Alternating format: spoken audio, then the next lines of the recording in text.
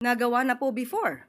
At ang sinunod po ay ang batas na umiiral sa ating bansa at nakipag-coordinate po ang ating pamahalaan sa Interpol. Kaya po naipadala ang dating Pangulong Duterte sa Dahig. Ito ang tugon ng Malacanang sa kung paano ipatutupad ang arrest warrant laban sa 8 personalidad na iniuugnay sa madugong Duterte drug war.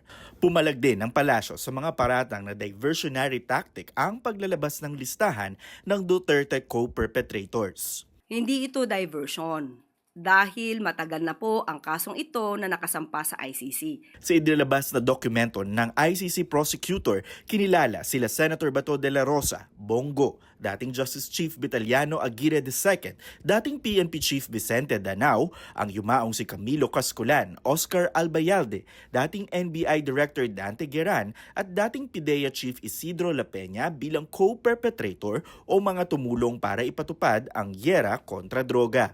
Well, not really a surprise in the sense that we have known about these people and their alleged involvement. Now there is validation of their roles. Pero paglilinaw ni ICC Assistant to Counsel Cristina Conti, hindi nangangahulugan na susunod na ang arrest warrant. Until we have that, a warrant and eventually opening of a case, these people will be considered as co-perpetrator and not co-accused. Pumalag naman si Aguirre sa kanyang pagkakadawit sa kaso. Considering now that there's a release from the ICC that I'm one of the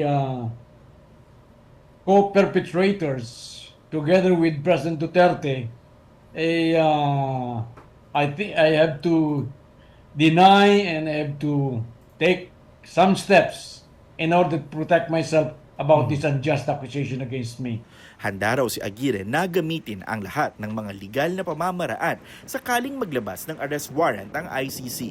Pero pangako niya sa publiko, I'm going to face the charges, any charges against me. Hindi ako alis ng Manila. pinabulaanan din ni Senator Go ang kanyang pagkakadawit sa drug war case at tinawag na unfounded, one-sided at unfair ang ginawa ng ICC.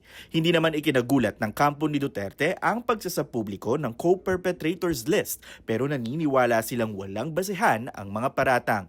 May bahid politika rin daw ang timing ng paglalabas ng listahan para mapahina ang Senado sa pagkakadawit ni De La Rosa at Go.